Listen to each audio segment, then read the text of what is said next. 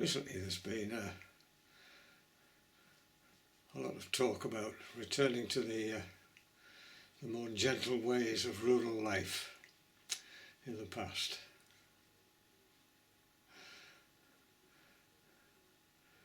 And life in the big houses. It's a sort of cider with rosy Downton Abbey syndrome. Well, that's not how I remember it from my village childhood. And this video looks at that. That's fine if you want to be a hobby farmer and you have money to burn. But having spent my formative years in the 1950s living amongst farming people, going to a village school with farmers' children and occasionally doing seasonal work on farms, be careful what you wish for. My ancestors were farm labourers in the Yorkshire Dales, working on remote farms, but escaped to Kirby Stephen to work as labourers for the new railway in the late 1800s. And my grandfather, he was a tailor, catering mainly for farmers. There are dozens of nostalgia videos on the internet about the old ways of doing things. Videos on everything from working with horses, old tractors, hedge laying, haymaking, scything, growing and harvesting potatoes, grain, root crops and so on. And each film is invariably taken on a sunny day, the commentator having a posh, condescending voice. Or it's taken at an agricultural show demonstration, with everything in top-notch condition being run by enthusiasts. Often a film track is some nostalgic dirge yearning for the good old days, or Beethoven's Sixth Symphony Pastoral with similar overtones.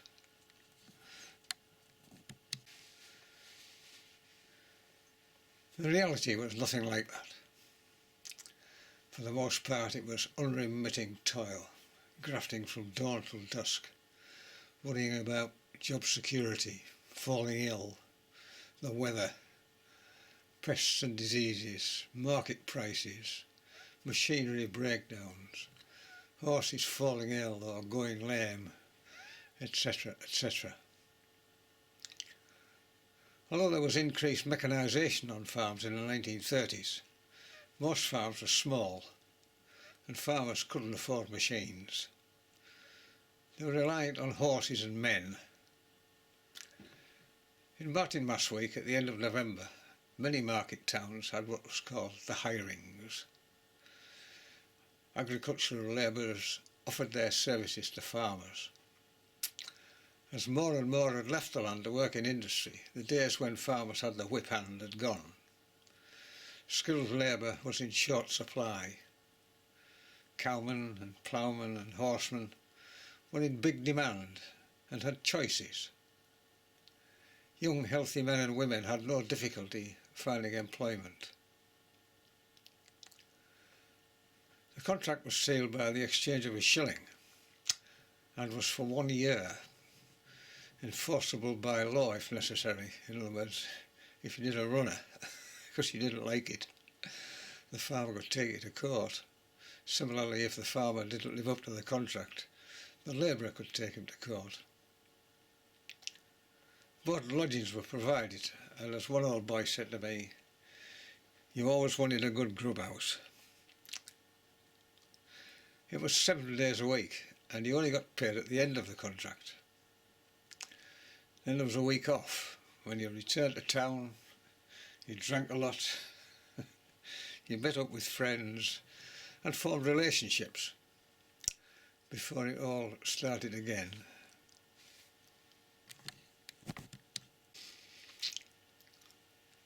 As you became older, not quite as fit as you were, lacking the newer skills as tractors and machinery were introduced, doing the work of several men, what then? You had to take whatever you could get. If there was nothing, you fell on means-tested parish relief. And mean was the word. Everything of any value not absolutely necessary for making a living had to be sold before you got a penny. I mean, it might be a pair of decent shoes, saved only for Sundays. They had to go. But of course, eventually parish relief dried up. And then it was the horrors of the workhouse. If you were a family, you were separated. Men had to do work they were deemed capable of, breaking up large stones for roads, for instance. Women usually worked in a laundry. Older people talked of children being sent to children's welfare organisations to be trained in the ways of service. Not just in the homes of the aristocracy, I mean they were suffering falling incomes and increased taxation, but the newer, wealthy business people who felt their status warranted a servant. Many children never saw their families again. Some were shipped overseas to Australia and Canada. All sorts of horrendous tales or horrendous experiences which came to light later on.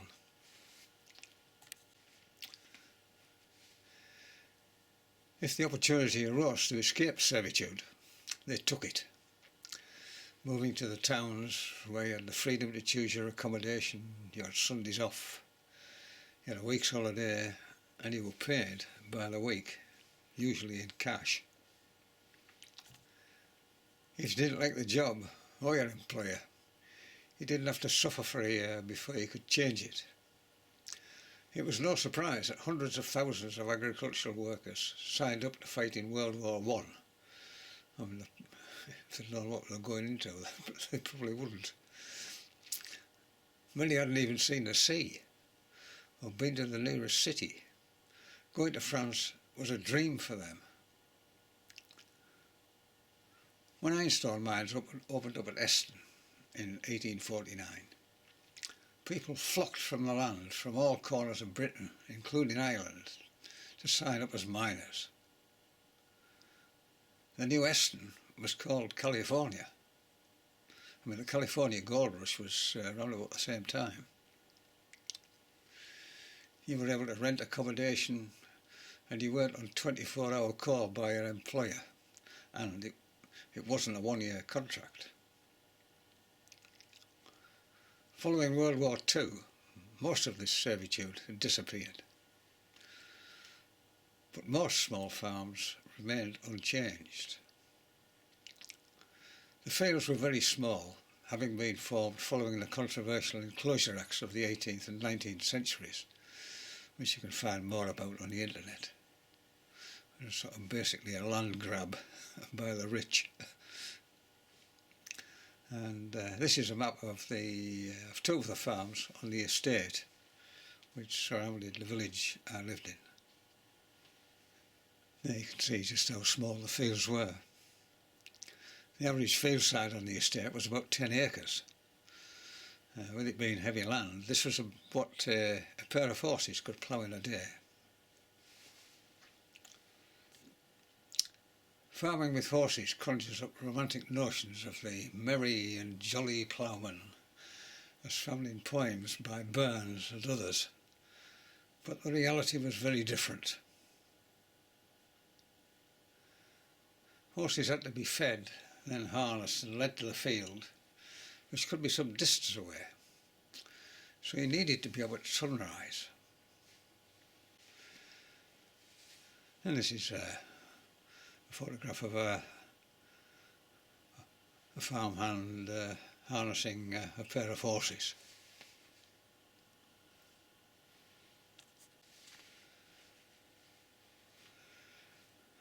These are a couple of horses making their way to the fields to work.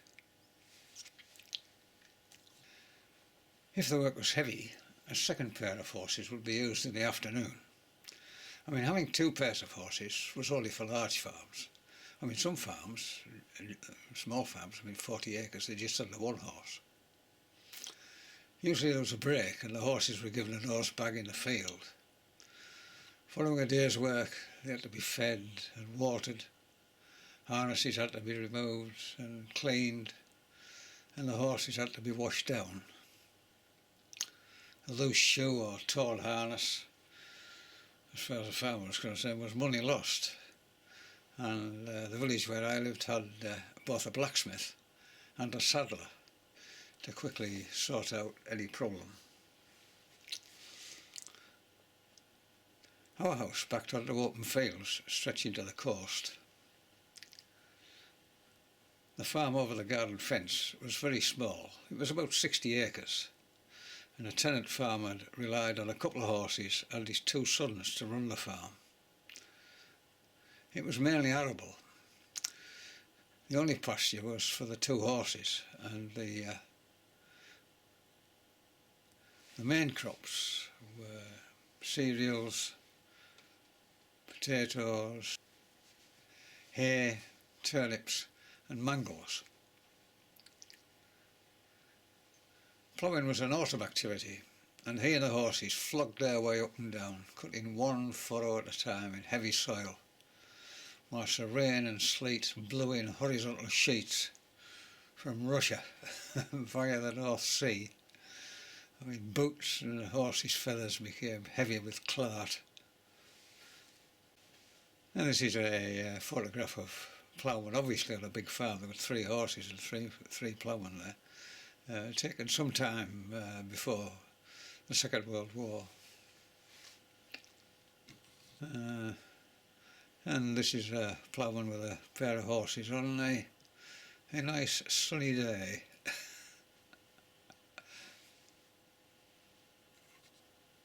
All ploughmen always seem to have very long arms,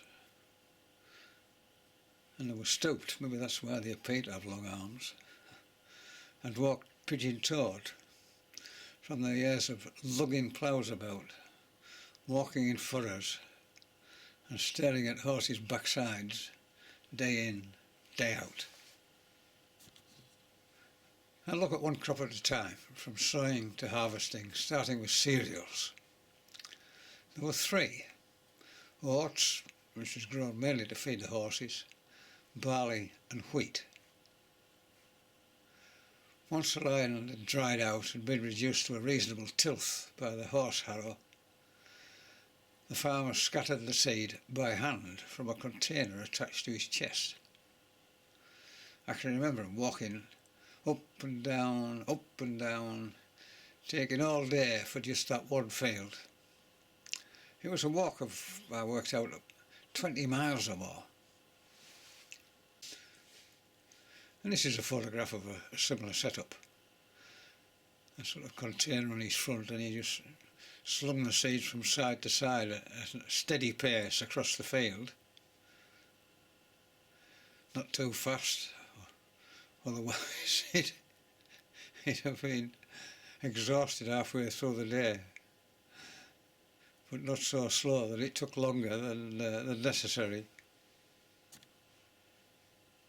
Later on, he acquired a fiddle drill, which cast the seed more evenly, but didn't reduce the mileage. You can see a photograph of a bloke there using one.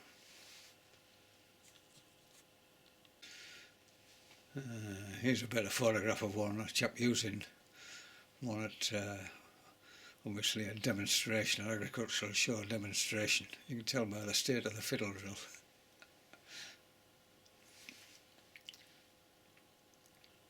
As the bow was pushed and pulled, the compartmented disc, like a star-shaped thing you can see there, spun round, first one way, then the other, casting the seed on both sides for a distance of about 8 feet.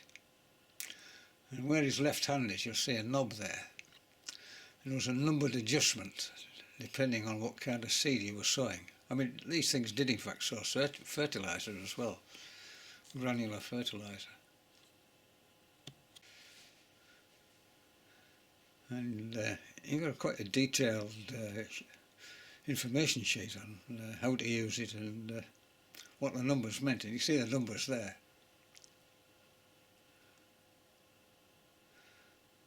Number 2 sows 6 pints of clover seed per statute acre and 16 feet a cast. Or it sowed 2 bushels of ryegrass to a statute acre and 16 feet at cast, and so on, all the way down. So if you've got a fiddle drill and you want to know what number to set it at, depending on what seed you're sowing, there's the information there.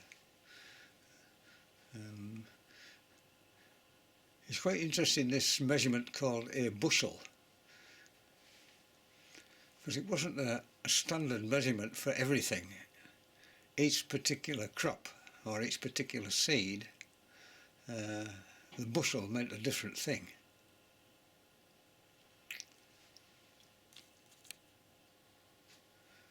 And then right at the bottom, if you were sowing headlands or narrow ridges, you could use a shorter stick on the bow.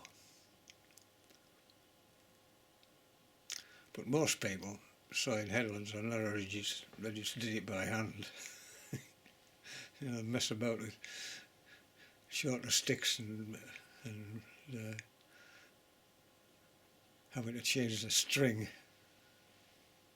It also depended on the walking pace of the man, and it wasn't as easy as it looked, and it took some time to use it competently as you pushed or pulled with each stride. I mean, this is a modern version, which I just came across. I thought it disappeared with the arc, but on this one you simply turn a handle and the disc whirs round. You can see there the grain or whatever it is being scattered in that photograph. Anyway, I wish you got sick of walking up and down and up and down, especially with people peering over the garden fence watching him. And the following year he showed up with a tractor and a seed drill.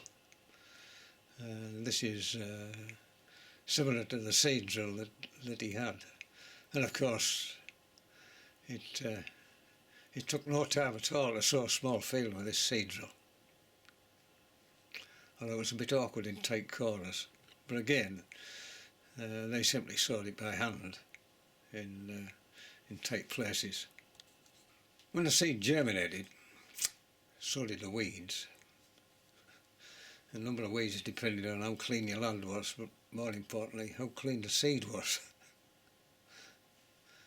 There were no selective weed killers, and any weeds had to be removed by hand.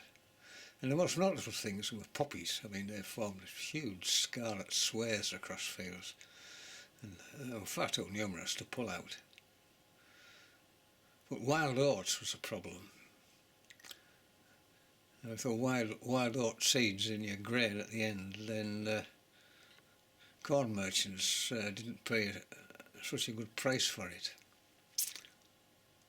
I mean, they were slightly taller than the crop, and many hours were spent meandering through cereal fields pulling them out, getting your eyes level with the top of the wheat or barley, staring across, looking for these things sticking up above them, wandering across, pulling them out and sticking them in a sack.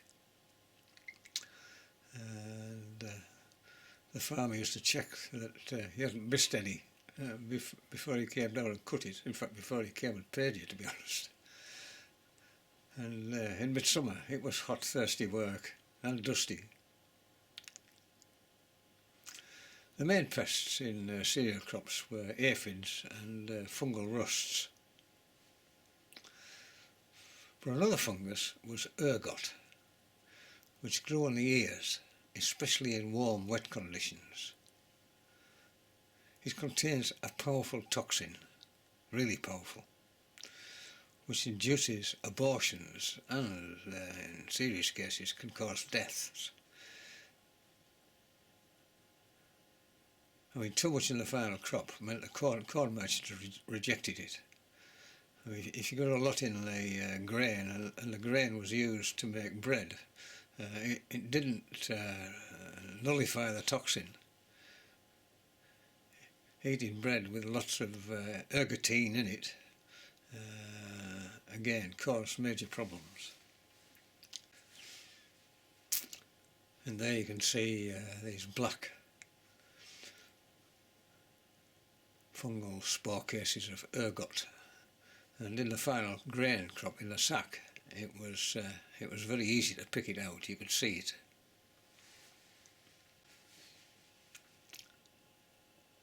Another problem when I was young were rabbits. There were millions and millions of rabbits. Many fields, especially those born in woodland or thick hedgerows, they had a wide border all the way around, where rabbits had simply eaten it all off. There you can see typical rabbit damage, where they simply chewed it all off. Yeah. I mean, some was a lot worse than this.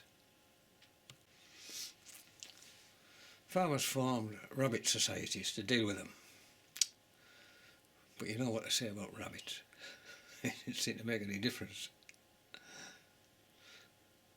Although it was good for the fur trade, and people ate rabbits.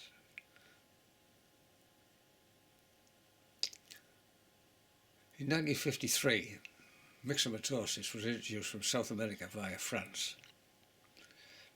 There was a big debate about whether they should allow it into the country, but I think it was some farmer from Hampshire, he smuggled some mixy rabbits across, and before you knew where they were, it had spread like wildfire from Land's End to John O'Groats, and it killed most of them.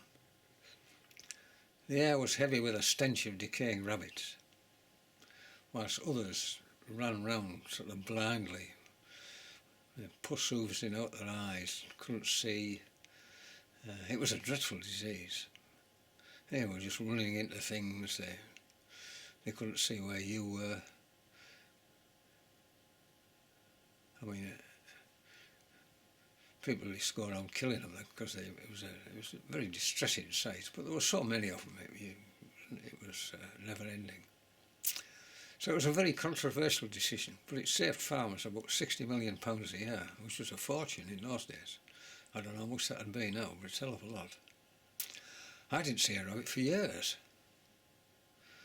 But obviously some were genetically resistant to the disease. It's typical nature really. And over the years this disease resistance spread, and now there's almost as many rabbits as ever, millions of them. Harvesting used to be done by a scythe. It looks a simple thing to use, but it's a really difficult thing. Getting the blade sort of parallel with the ground, about 3 inches off the surface. Not trying to take too much. I think if you took anything more than about 4 inches, it quite simply laid it flat rather than slicing its way through. And of course they had to be razor sharp. It was never ending sharpening the blooming things with a stone. And if you had a brick with one, that was really upsetting. A great dent in the sharp edge. But these old blocks, they're all day, a steady rhythm. But it took an age to cut a field. Probably 3 or 4 days to cut a 10-acre field. And then the chap behind him, which you can just see out of shot there, he's gathering up the corn and tying it into sheaves, ready to be carted off. As I said already, the scythe is not an easy implement to use and needs constant sharpening. And it took weeks of back-breaking work, cutting the harvest. One of the problems was that the corn had long stalks, and it was not unusual to see fields of flattened corn following wet weather. Often the ears of the corn started sprouting when it was lying on the ground. I mean, it was dreadful.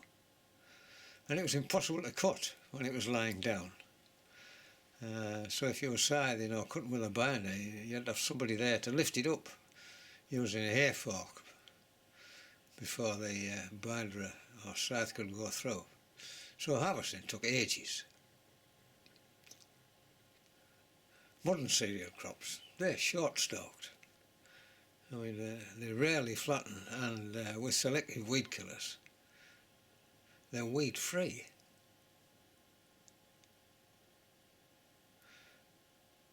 And I'll just stick in a video of the barley out of the back of my garden here, just to demonstrate that, which is why that little bit is there.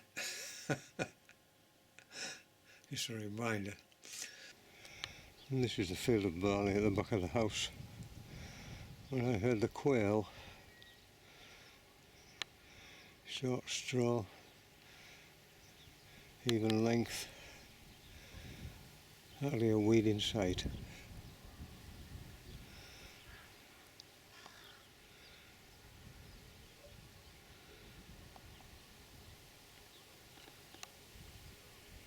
And then along came binders. Well, they were quick, but they were temperamental. And laid corn still had to be lifted by fork before the binder would cut it. And this is a photograph of a binder. There was a scythe blade on the front, or sickle blade, cut the crop, that thing that looks like a windmill, pushed the crop backwards onto a sort of canvas belt, which then took it sideways up over that piece of machinery to the right of the man, and there was an automatic tire which tied the sheaves and then chucked them out on the ground, and you can see them there just laid on the right of the photograph. When they were scythe mowing, they used to make like a straw rope and tie it round each sheaf.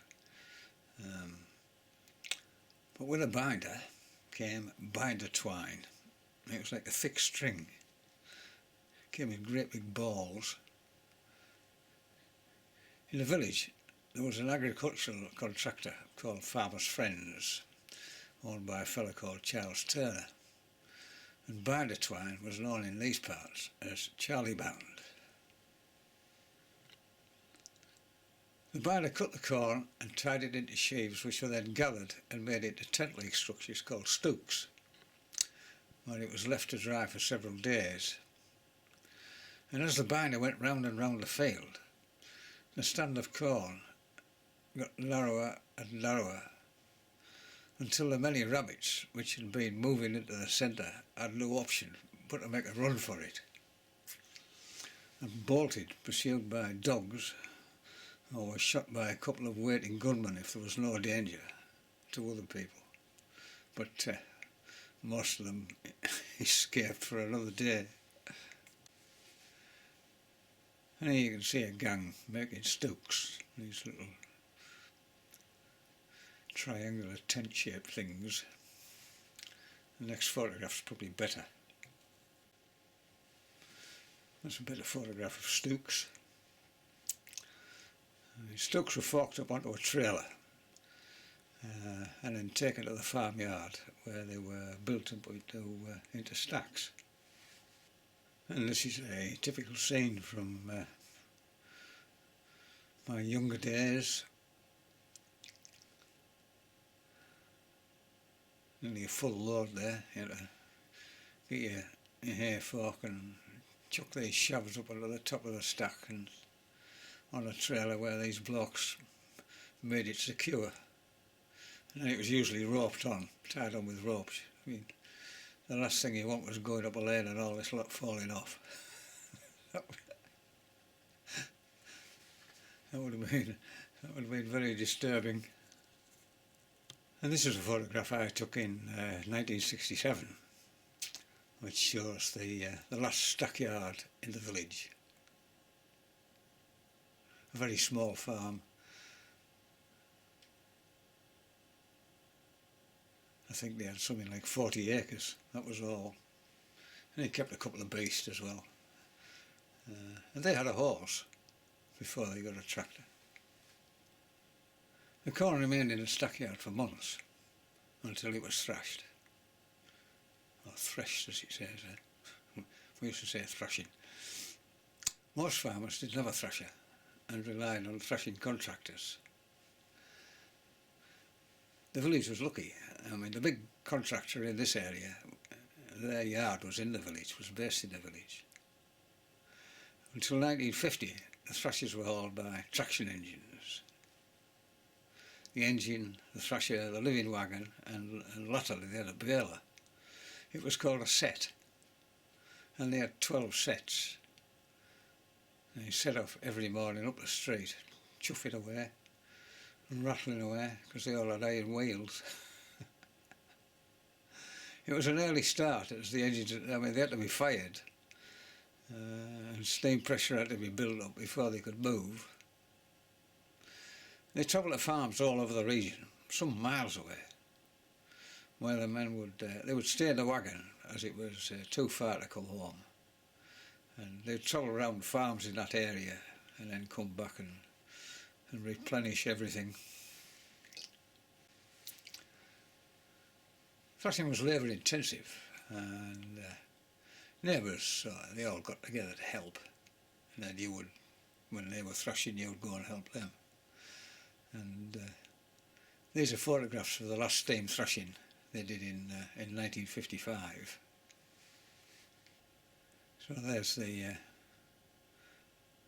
traction engine and the thrasher, and you can see the big belt from the flywheel of the traction engine leading to the thrasher. All these people were well known to me in my youth. I doubt whether any of them are still alive. These two chaps were called Scaife, Fred Scaife and Len Scaife. I don't know what the relationship was between them, but there were a lot of Scaifes about. And that was the last working traction engine that Turner's had. And this is a break at 10 o'clock. Mrs. Moore, who you can see on the photograph there, one of only two women over there. She provided the tea and the sandwiches.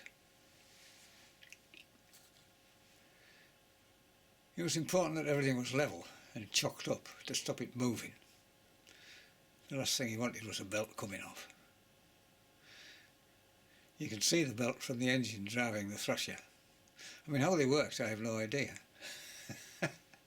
But three things came out. One was the grain, which fell into sacks at the back. The second was straw, which also came out at the back. And finally the chaff, which was, for some reason, it was called calf. And it was blasted out of a pipe called a calf blower. If you put your hand in it, it stung. Men forked the sheaves onto the thrasher. Someone cut the twine and the loader fed the sheaves into the threshing drum. I mean, this was obviously a dodgy business. As I noticed, that at least three long-standing employees had fingers missing from contact with the drum. It was important to maintain a steady rhythm with a constant hum and the engine sort of chuffing away. I mean, too little feed and a thrasher just about shook itself to bits. And if you put too much in, it just about ground to a halt. There were no guards on the many bits, whirring around, flying backwards and forwards, or wanging up and down in the case of the baler. As the stack became lower and lower, more and more mice and the occasional rat bolted for it, pursued by village children, terriers and cats. The sacks of grain were really, really heavy, and they were taken up the steps into the granary where they were stored in the dry. I mean, chaff was sometimes kept and added to horses' feed when they had horses. The straw fell into a contraption which tied it into sheaves, And this next photograph is the remains of one at a closing down farm sale in a village. The straw went in at the top of this contraption, tied it into a sheaf and chucked it out at the bottom, where it was carried off and made into another stack for bedding. But they were quickly replaced. I don't ever remember a sheaf tie being used. I mean, basically they were just rusting heaps in farmyards, like a lot of farm machinery. But stationary balers were used. This thing was at the back of the thrasher, and it tied bales using wire. And the chap there is making the bales using that U-shaped thing. And the bales were massive. I couldn't pick one up. As a traction engine were labour intensive, they cost a fortune to run. Chucking coal in the back. They cost a fortune to maintain. You had to have boiler tests and so on. They were laid up side by side in the yard, where they stayed for years before being sold for scrap. I think they were last taxed about 1950. I think it was £2.50 to tax one. The one in the photograph we've already seen in best running order, it was kept. And they also kept one of those which were laid up for sentimental reasons. Field Marshal tractors replaced them with that familiar sound they had. But with the arrival of combined harvesters, the thrashers' days were numbered. And in 1960, the whole lot was sold by auction. And the running traction engine fetched 400 quid, which was a lot of money in those days, but back up it's worth a lot more than that now. The thrashers were bought by groups of farmers who shared them, and it was the end of an era. And this is a photograph of the last of Turner's thrashers at some show somewhere. I think Marshall's, I think their place was in Gainsborough in Lincolnshire. Either Marshall's or Ransom's thrashers were the most common. The redundant traction engine, sort of one that hadn't run for years, it sat in the yard for decades before they decided to sell it. And it's been renovated, and it looks very, very smart now. Although I hate to think how much it cost to do it. And I took this photograph in 1967 when it was sitting in their yard. I'd have thought they would have looked after it better.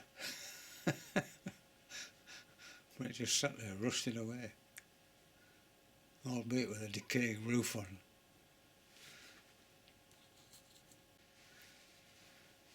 The next crop I'll look at is potatoes. They were very, very commonly grown.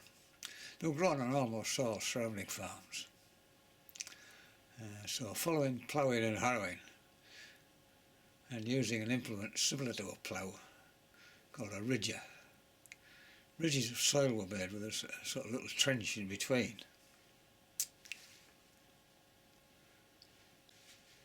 And chitted potatoes, I mean that's potatoes with a sort of sprouting potatoes.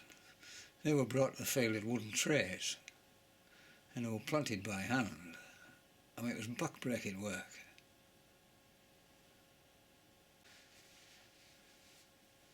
I mean, here you could see a fella planted them by hand, stooped over with a bucket, and when that bucket was empty, there was always somebody there with another bucket full before you could even stand up. I mean, once they're planted, the ridges were heaped on top of the potatoes. Half a ridge went on one row of potatoes and half the ridge went on the other. It was done by hand, but I don't remember that. I remember them using a thing called a hiller. It was a bit like a plough, and it ran down the middle of that ridge, turning half to one side and half to the other side, creating new ridges which were on top of the potatoes. Like all crops. Apart from weeds aplenty, the main problem with potatoes was that they needed lots of water.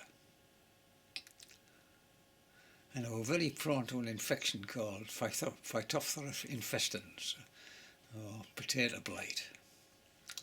In warm, humid conditions, potato blight can destroy crops in days. I mean, once you notice, it's too late. And between 1845 and 1851, there was a major famine in in Ireland, which changed the political landscape in Ireland forever. But you can read more about that on the internet. And there you can see a bad case of potato blight. But then there was nothing you could do about it. I mean, if conditions were right for blight, before it appeared, the crop was sprayed with something called Bordeaux mixture. It was a mixture of copper sulphate, slaked lime and water. And it was the only preventative, and if conditions continued, you had to do it every 10 days. Well, it was an expensive business.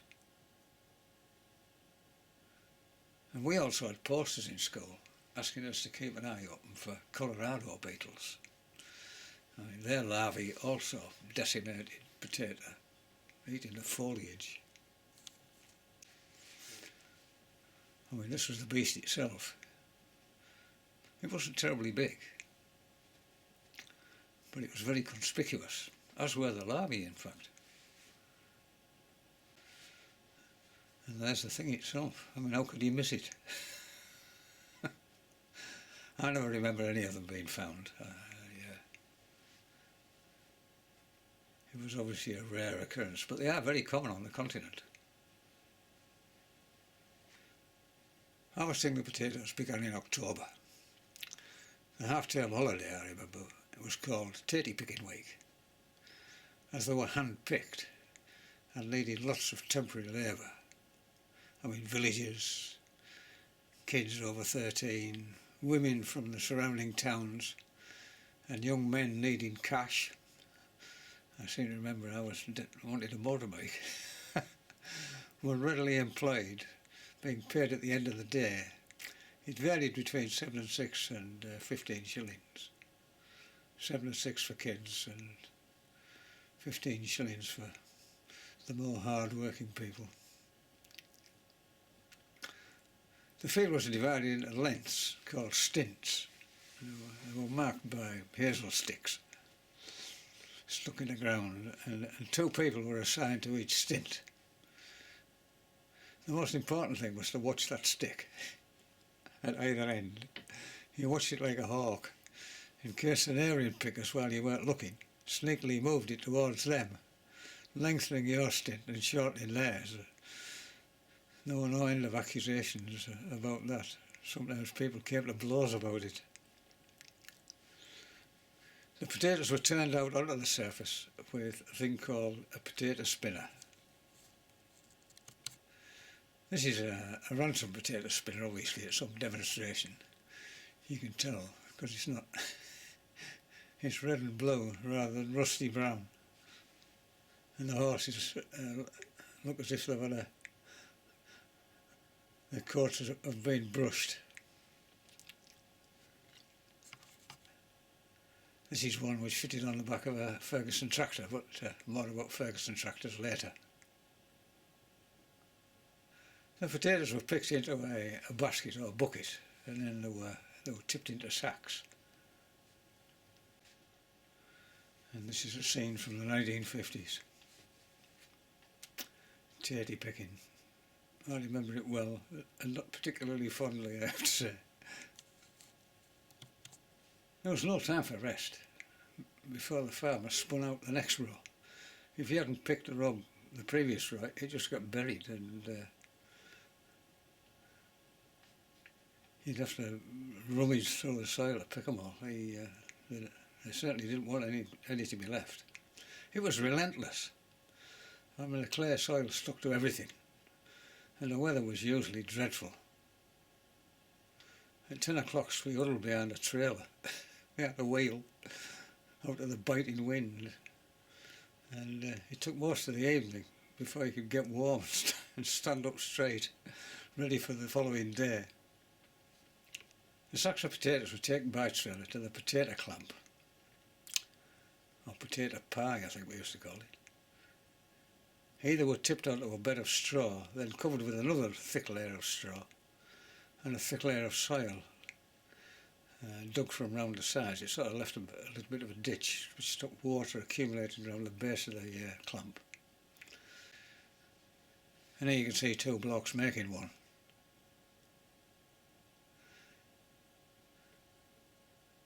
Putting the straw. The hard bit was digging the heavy soil from round the side and piling it up on top of that straw without it all falling off. You can see a spade there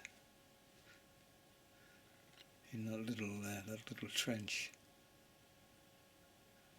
and straw was left poking out the top to allow for circulation.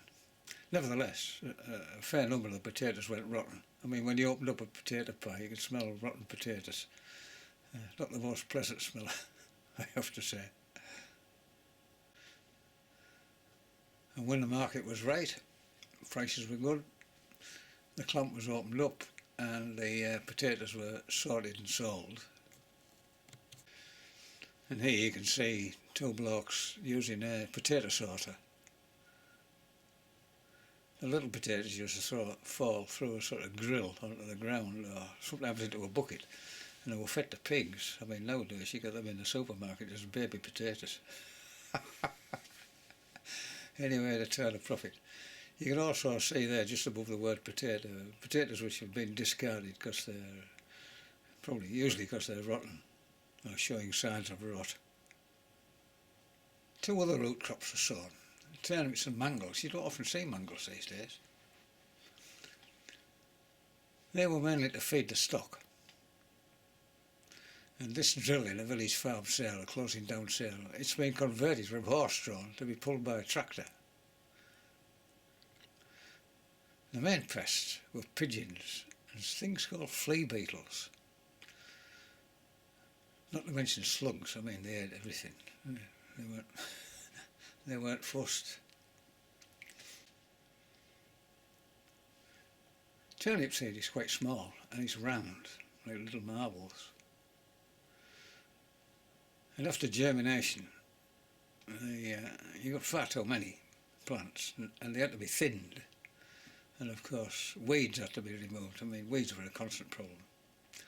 And this was done using a hoe. It was by hand.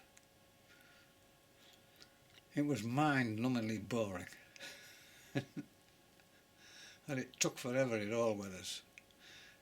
You seemed to be either boiling hot or freezing cold. There didn't seem to be much in between. Although if it was lashing down with rain, then another job was found to do. And here's four blokes hoeing turnips. Well, if you've hoed rows of vegetables in your garden, you'll realise just how long this took. To hoe a field of turnips would probably take a week. Harvesting mangels and turnips was something else. It was a winter job. Each turnip or mangle you had to pull it out of the ground, and then you had to top and tail it with a heavy blade. And it was called snagging, turnip snagging. It was one of these casual jobs that you did if you needed some money. I mean, water or ice collected in the leaves, your hands were numb. I mean, if you chopped your finger off, you'd have felt nothing at all.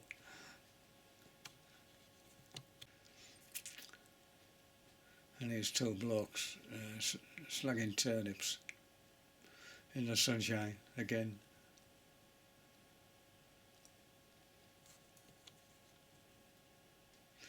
The turnips and mangels were loaded onto a cart, and they were usually stored in something similar to a potato clump.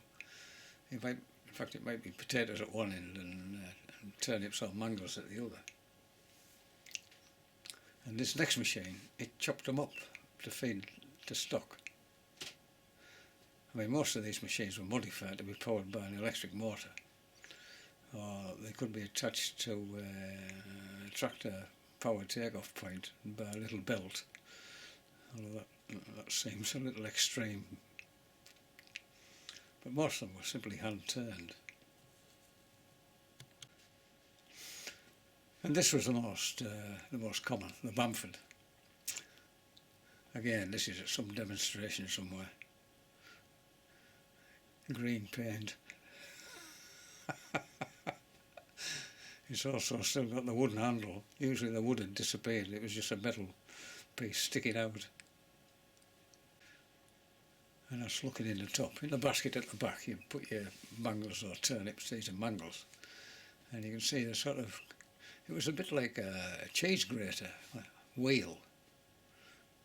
As you turn the handles round, the mangels went down at the bottom, and this thing just scraped it like a cheese grater, and the bits fell into the bucket underneath.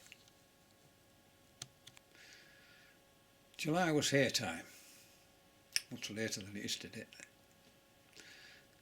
As the grass grew, it reached a point where its nutrient value was at its best, and that's really when it must be cut.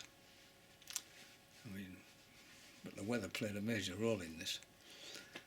If it was left too long, then the nutrition value diminished very rapidly, and it was only suitable for bedding. Ideally, you needed 5 days of good weather to cut, dry and gather the hay. Weather forecast in the 50s was, I think it was a shipping forecast, and that was about it. It was primitive and much relied on the farmer's instinct, the old red sky at night, all that kind of business, and mackerel skies were also a good thing to look out for.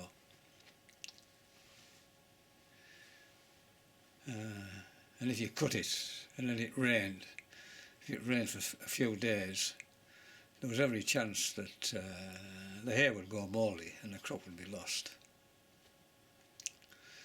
Hay meadows had been meadows for years. They'd been used for nothing else. And they were a mixture of fine grasses and flowers. I mean, one of the grasses, sweet vernal grass, it's the grass that gives that hay that characteristic sweet smell. Initially, they were cut with a scythe until the sickle bar side mower appeared on the scene. This was a wonderful machine.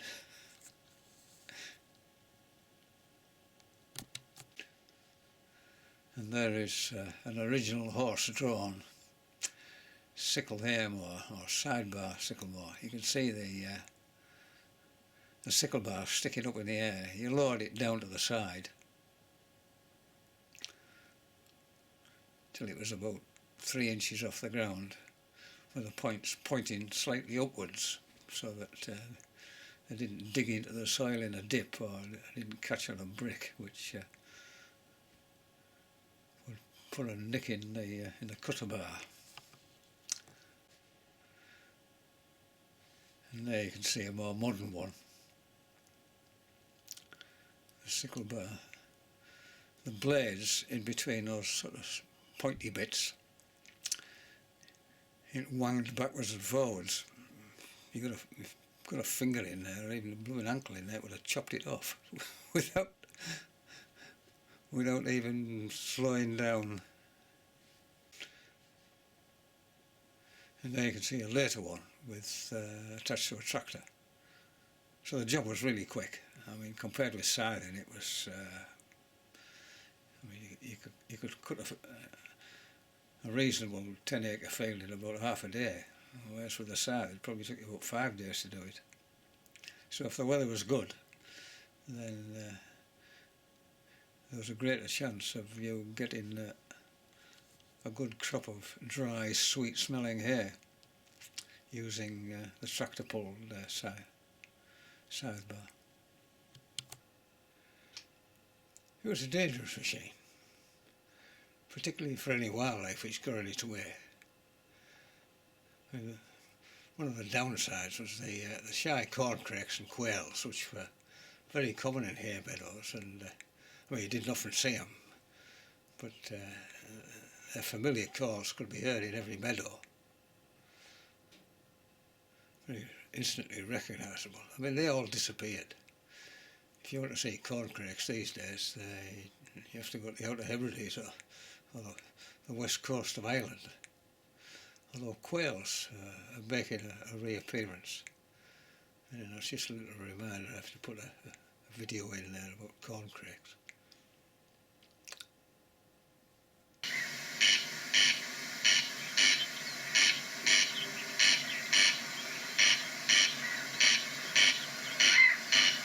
It's a bird you very rarely saw.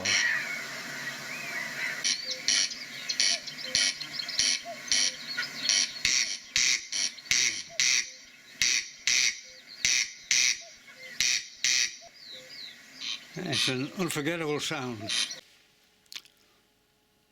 One of the downsides of mechanisation, particularly in hay meadows and arable land, was the disappearance of this sound. What's that bird making that noise? See if it does it again. I don't know whether you can hear it or not. When I searched the internet for this bird call, I thought it was maybe one of these little French partridges which there are lots of. But seemingly it's a quail, a common quail. The call sounds like wet my lips, so they say, but it had a pretty good imagination. But it's not calling even today. And it's not a bird you're likely to see because it doesn't take off, it runs about in the crop. Well, it's wonderful to hear.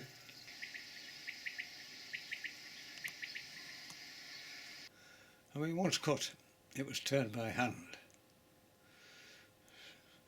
Sort of shaken up loosely so that the sun and the air couldn't, or the wind couldn't dry it off. And it was very labour intensive. But then this machine came along, the hay turner. What a bonus that was. Well, those two sort of saucer-like blue bits on either side, spinning round with some prongs which turned the hay, and not only turned it but put it into two rows. Again, you can see this is a demonstration. It's all nicely painted up blue and red. And once it was dried, it was pulled into long rows ready for gathering with one of these hay rakes. And it was either raked up and stored into a barn for winter feed. There was a great big lever on these on the right hand side where once you got to the row you leaned forward, heaved on this lever, which was quite a heavy thing to pull, and that lifted the rake up and the hay stayed in a row. Then you dropped it and carried on across the field to the next one. That's a more familiar rusty brown one. Up in the Dales, almost every field had a barn, with the hay upstairs and the animal stalls underneath, where they were kept over the winter. And here you can see them on a bright summer's day. Hay barns at the top end of Swaledale. And the last remnants of the hay were collected using a thing called a sweep. And you can see one which has been put up against a barn wall out of the way. These big long prongs with a metal end on it was the sort of thing to stand in front of. And they were attached to the back or front of the tractor. And there's a photograph of one being used. It's attached to the front. I think that's a Ferguson tractor, that. We'll talk about them later. But eventually pick-up balers came in, especially with tractors. You couldn't pull a pick-up baler with a horse. And they scooped up the rows of hay, compressed it with a big arm that sort of went up and down, up and down, up and down, and then chucked bales out the back. And once the hay had been cut into hay meadow, cattle were turned into the cut meadow to manure them, but the yield was always poor. New varieties of grass and fertilisers and silage making, they've done away with it for the most part, although it seems to be making a bit of a comeback. Although the hay tends to be wrapped in polythene. I mean, silage making isn't so weather dependent, and these new varieties of grass, they mature much earlier, and so silage cutting usually starts about May time. And if the weather's right, they might get a second cut later in the year, and the yields are much, much greater. Two farms in the parish where I lived were dairy farms, and they had about 40 cows apiece, give or take. Like today, they had to be milked twice a day, every day, 365 days a year. And the first milking was in the early morning. And unlike a couple of years later, I can remember them being hand milked. I mean, hours were spent sitting on a three-legged stool squeezing cows' teats. Well, many of them kicked out at you and knocking a bucket over, or they lashed you with a tail coated in dry cow muck. So you intended to tie the tail to the back leg with a bit of charlie band. But by 1950, most had installed milking machines made by Gascoignes, which made the job much easier, as sort of several cows could be milked at the same time.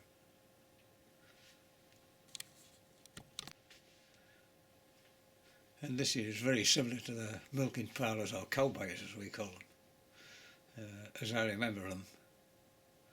It was strange because when you put the cows in, without any direction at all, they knew which stall they had to go into.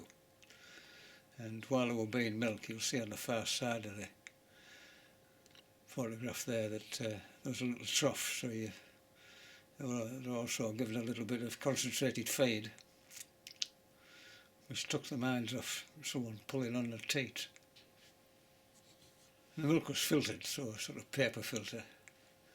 It was cooled down, and then it was put into big metal containers called churns, and they held 10 gallons apiece, and by they were heavy things to move when they were full. There was tens of thousands of these things, but if you look on the internet now, they're an expensive thing to buy, for decoration purposes. And every morning the churns were taken to a stand by the roadside, which might be some distance away. They had to be loaded up onto a trailer, and then when you got to the roadside they had to be lifted off the trailer onto a stand, which was about trailer height. It seemed to be a sort of standard height.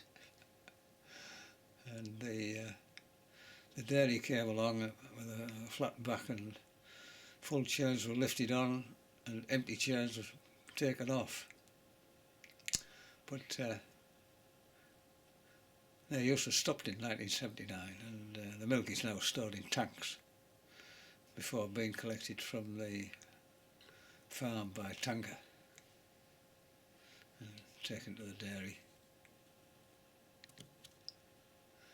And then after milking, the buyer had to be horsed down and all the machinery given a good cleaning.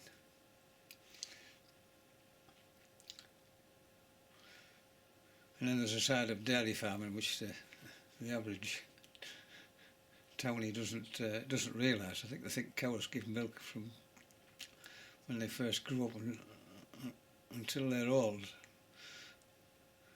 But they only give milk following the birth of a calf. I mean, the milk is really to feed the calf. And most farms had a bull.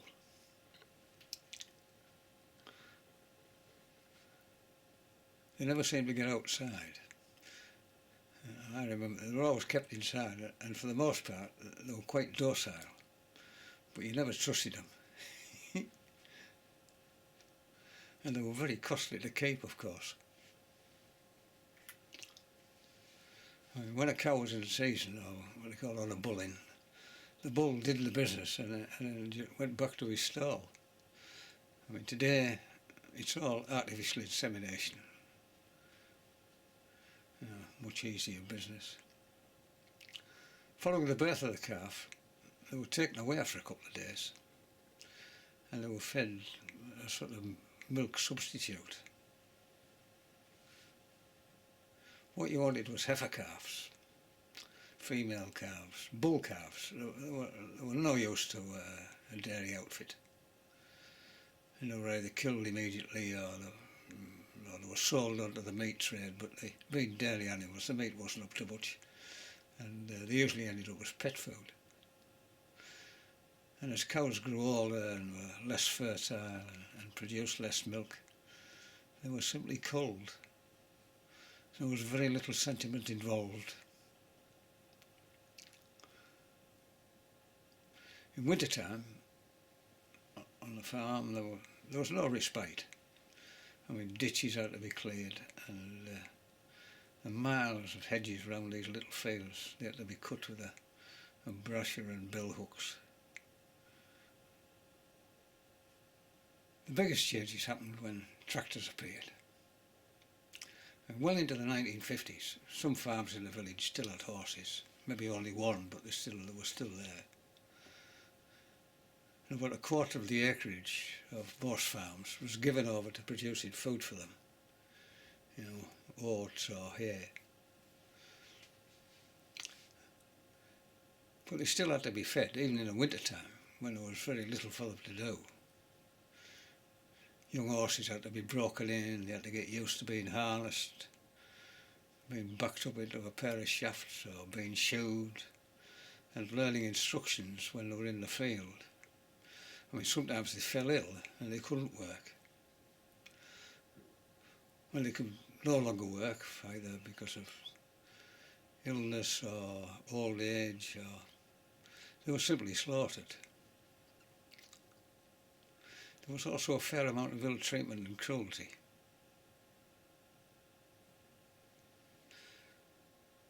As the horse-drawn machine was pulled by the horse,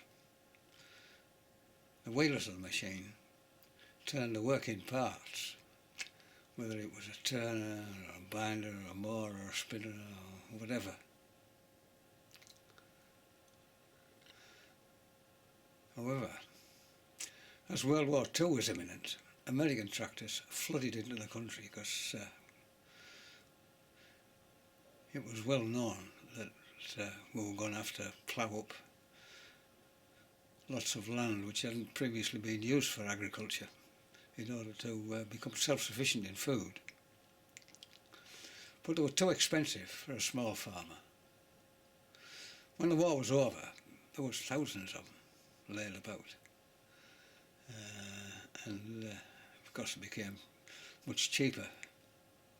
And many used tractors became available. The estate home farm here had Alice Charmer and Case tractors, I remember, which you don't see now. and one of them had spade lug wheels. They were great for gripping in fields, but they made an awful mess of roads and lanes. In fact, I think it was eventually they were banned off roads because of them being dug into the tarmac.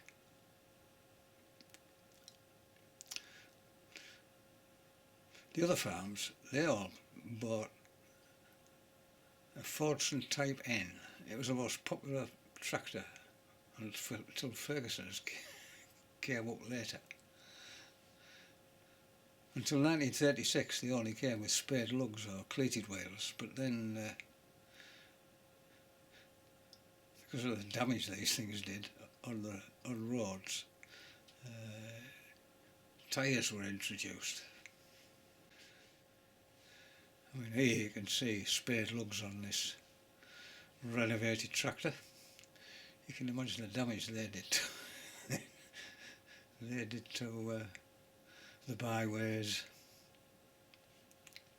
Eventually they were just confined to the farm. You couldn't take them off the farm, that was it. And this is a typical Ferguson type N from the 1940s. I think it had previously belonged to the army, but it's obviously been very well renovated. But again, it's got spade lugs on. But the one thing to notice about it is there's two filler caps on the tank at the top. And this is another, obviously a renovated tractor in the more familiar blue, I remember. It was a strange business. The mudguards on the back wheels, before and after the war, they were wide, like you can see there. But in order to save steel, those that were built during the war, and narrow mudguards.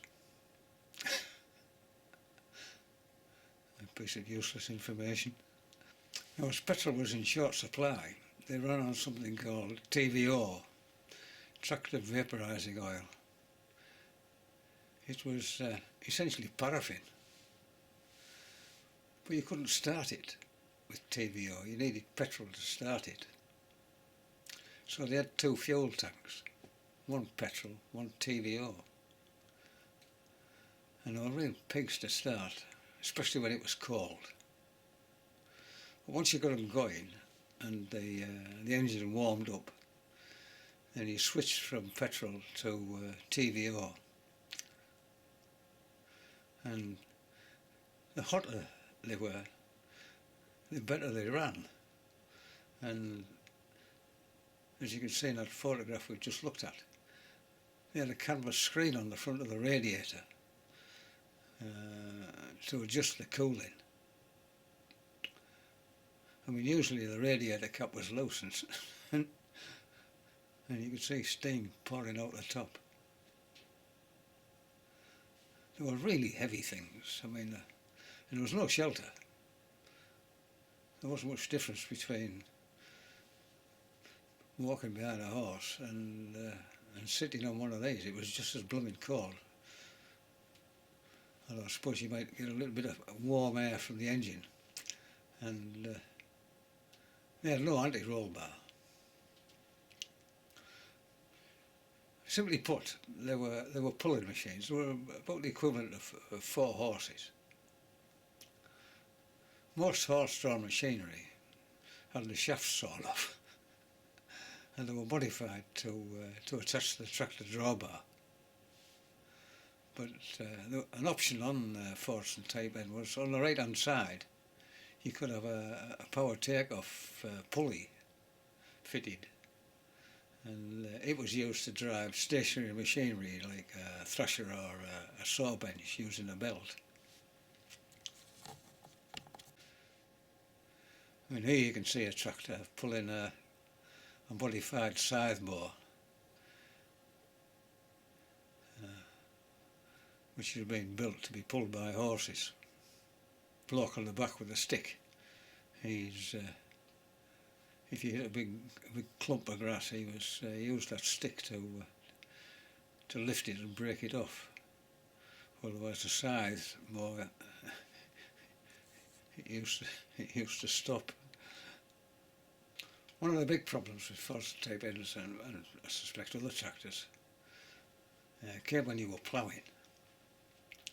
I mean, if the plough hit a big obstruction like a big boulder,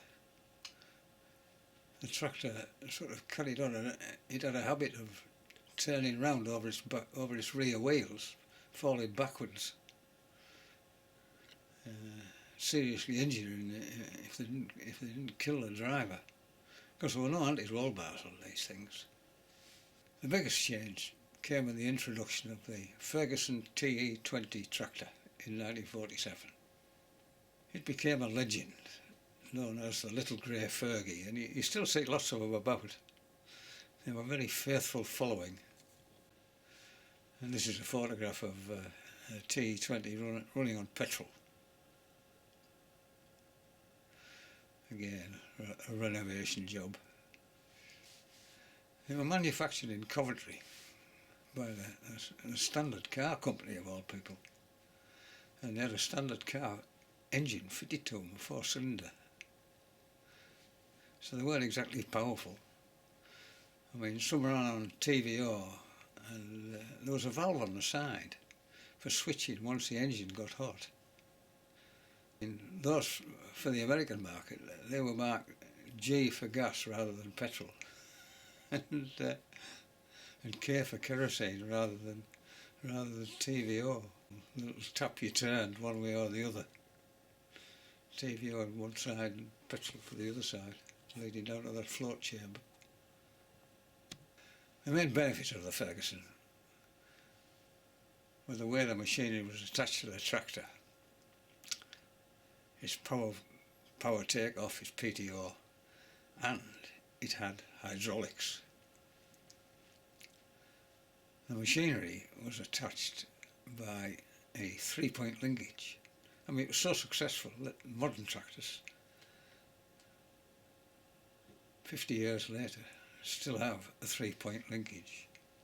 And you can see the 3 points numbered there. You can also see the power take-off shaft. Again, all modern tractors have got these.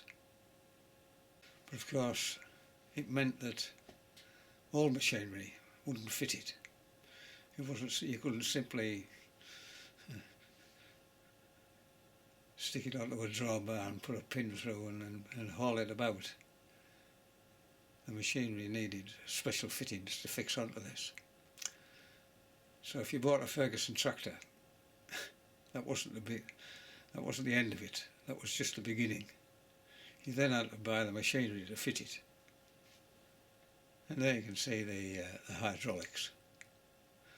On the right hand side of the driver was a lever, just on the right hand side of the seat, which operated the hydraulics. Very, very simple, but very, very effective. The other big bonus was you didn't have to crank the blooming thing in the morning. You didn't have to turn it round, fiddling with a choke to try and get the blooming thing to go. It had an electric start. I mean, mind you, that meant you had to have a decent battery.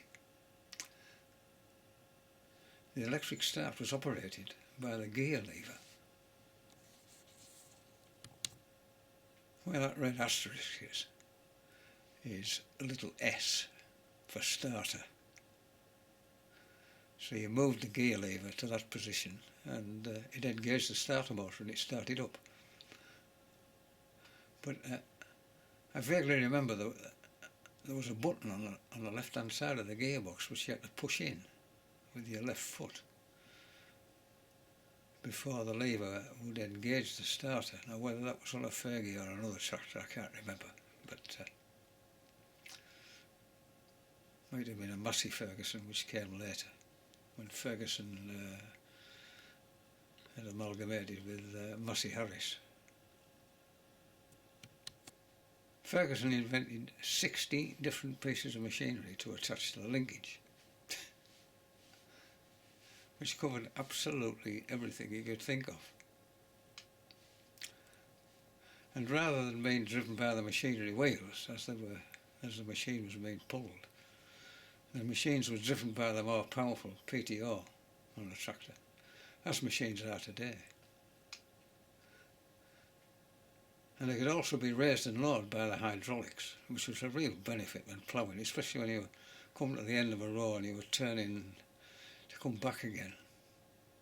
You just lifted the plough out the ground and then lowered it when you were ready to run back down the field. They were very popular on small farms, but they were very underpowered. I mean, on heavy ground, you know, they could pull a 2-footer plough. That was about their limit. And in 1950, a diesel version was produced. Now it had a novel invention for starting, a thing called a key gas pump, hand-operated thing. So when it was cold, you pulled the handle out and then shoved it in sharply, and the pump sprayed a sort of fine mist of diesel into the intake, which made it easier to start. And you can see it on this tractor here. It's also an ammeter, which is another real bonus. Well, along came the Ferguson Major diesel. It had 3-point linkage, it had PTO on it, and it was a powerful tractor compared with the Fergie. Then there was the combine harvester. A new era had begun. The old days were long past.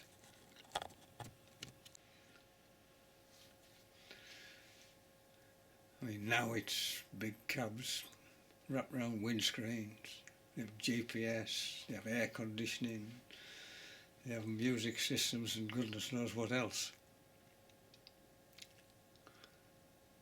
So much for rural nostalgia.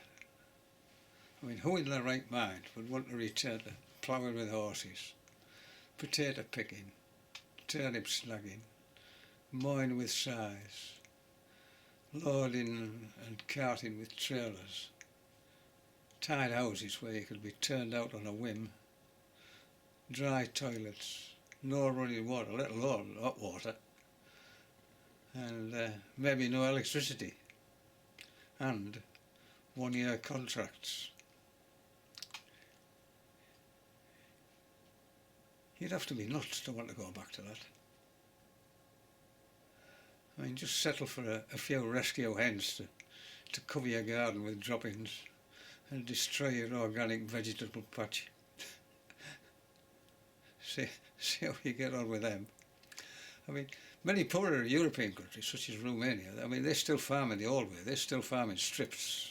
You know, they didn't have enclosure acts, building little fields, and you can pay to go on and stay on them for your holidays. Try it for a few weeks. But you do get some mod cons with them.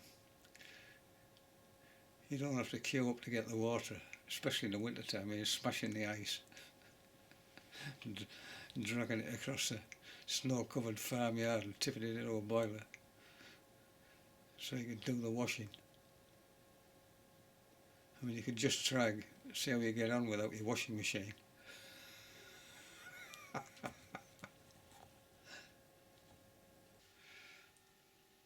I'm reminded of a funny little tale told to me by an old chap years and years ago, Dalesford, about someone who'd come for a little rest and relaxation in the Yorkshire Dales from southern parts. And when he was out walking, he got caught short and needed to go to the toilet. So he pulled up at the nearest farmhouse and asked if he could use a lavatory, and the old farmer, he guided him across to, pointed him across to a sort of stone building with a pantel roof on the other side of the yard. A little sort of footpath through scrap machinery and dockings and nettles to get to it. So as this gentleman from down south approached this little stone building. He turned to the farmer and said, "Is it flash?" He said, "If it is, you just push it down with your foot."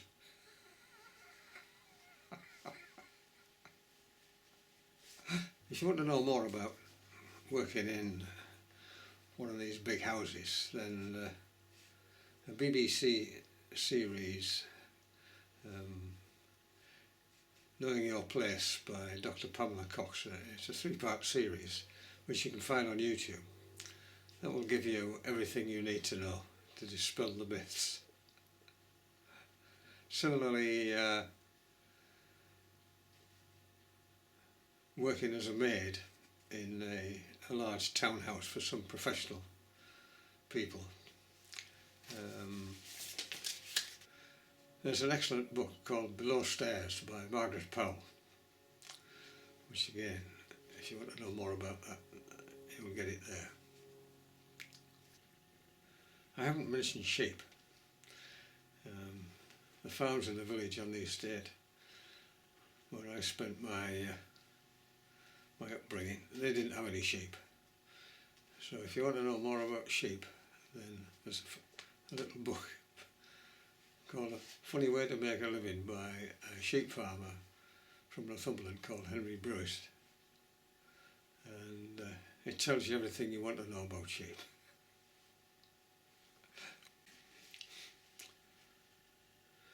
Well, there you have it. The gentle ways of past rural life. It's a myth. So from the comfort of electricity, running hot water, flush toilets, I'll see you again. So take care. See you again. Bye bye.